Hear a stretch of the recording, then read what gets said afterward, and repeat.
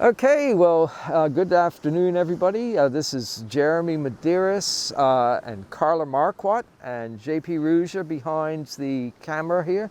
We're out on Nonsuch Island on the last day of February 2021, February the 28th. Last night was the full moon. We're here to do an assessment of the final assessment of the egg in CahowCam1 on Nonsuch Island here. We're pretty sure at this point that the news isn't going to be the best, but this is when we make the final judgment.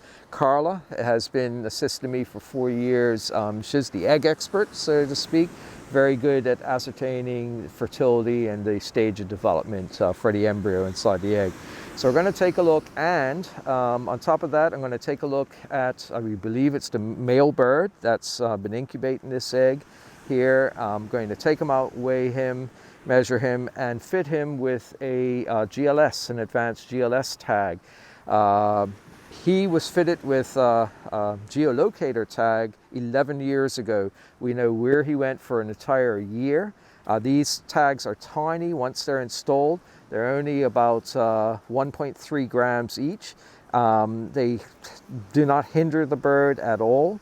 And this will give us an amazing amount of data about where this bird goes for up to 2 years. In fact, usually we'll take them off after a full year is gone, but they can gather data for 2 years. And our interest is to find out, is he going to the same place that he did all those years ago? So, right, so we're going to take a look.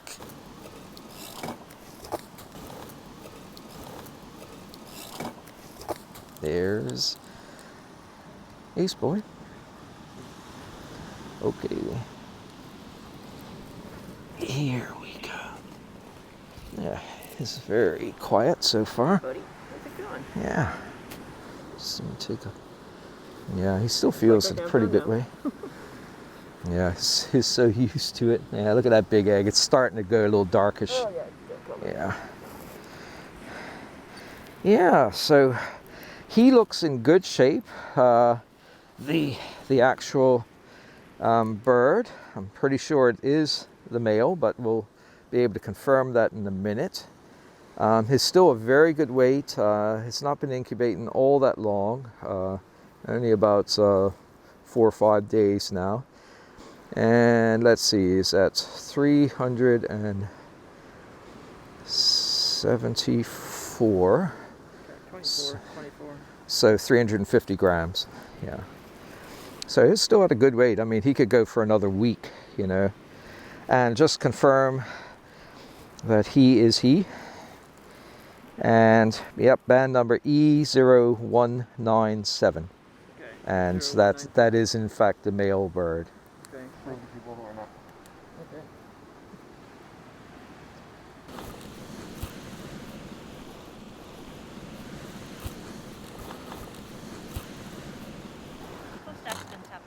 Okay, well, what we pretty well have known for a while, we've been able to confirm today that the egg in CahowCam1 is in fact infertile. It's not going to hatch this year. This is a pair. This is fairly normal. It's what I would say a normal pair generally produces a chick only every other year, or maybe 3 chicks in every 5 years. So, you know, last year produced a beautiful chick. The year before was also an infertile egg. And then for 3 years before that in a row, they all had, you know, successfully fledging chicks. So this pair's breeding success rate is still slightly above average and everything. And it's what you just expect. Not every egg hatches. Breeding success is generally below 60% with the Cahow. They make up for this by having very long lifespans for those that do make it. The good thing is that we do have a backup, CahowCam2.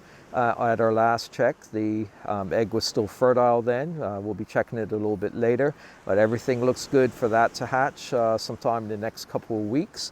But for this one, yeah, we know now for a fact that that egg is not going to hatch and everything.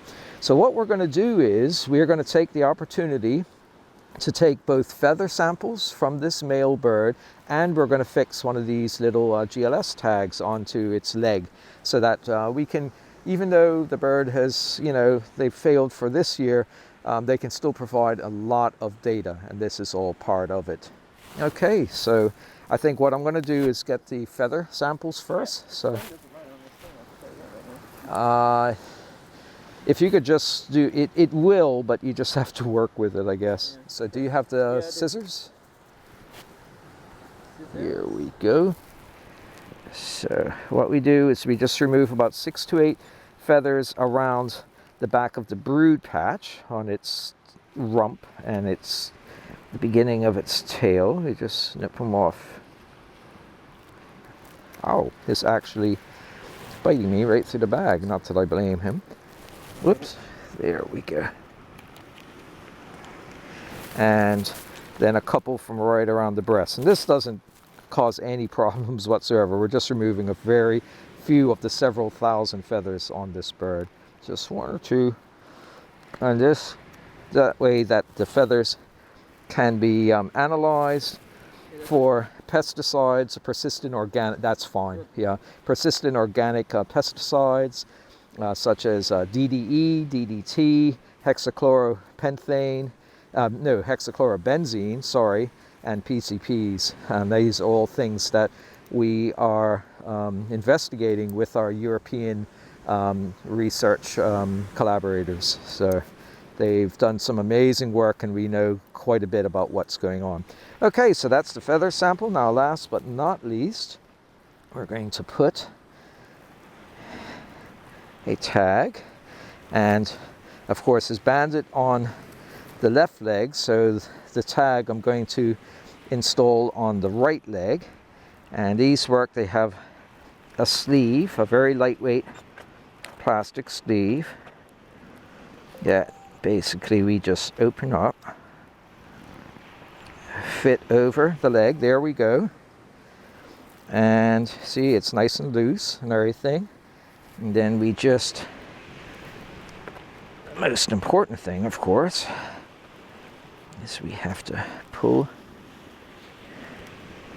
this right on through, put the little zip tie through.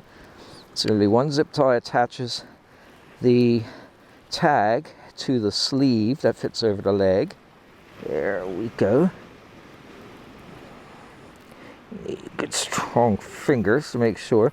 You want it tight, but not too tight. Yep, it all looks very good. Make sure it doesn't overlap too much. Yep. And then you just cut these to length. Okay. Don't put your hand in the top. There we go. And so here is the installed tag on the leg of the bird. So I'm just making sure that it's not digging in any part of the leg, which it isn't. Nope, it all looks good.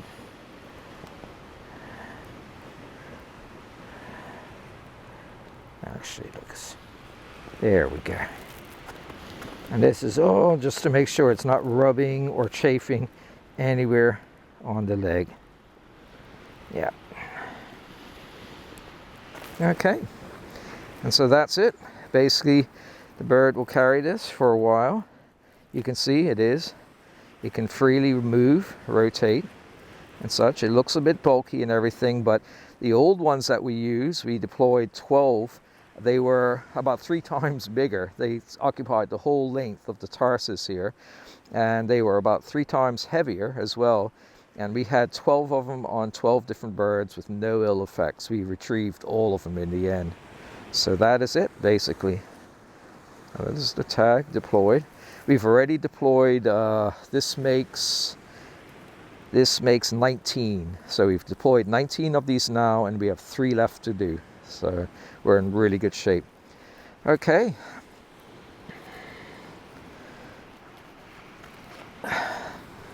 So there we are.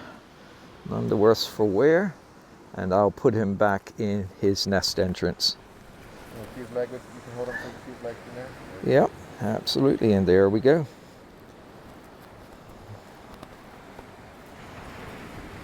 There. He's wondering, what is this? You haven't done this to me again, isn't it? This is the second one he's worn, but it's been 11 years since the last one. So it's actually really good shape. Yeah, there we go. Okay.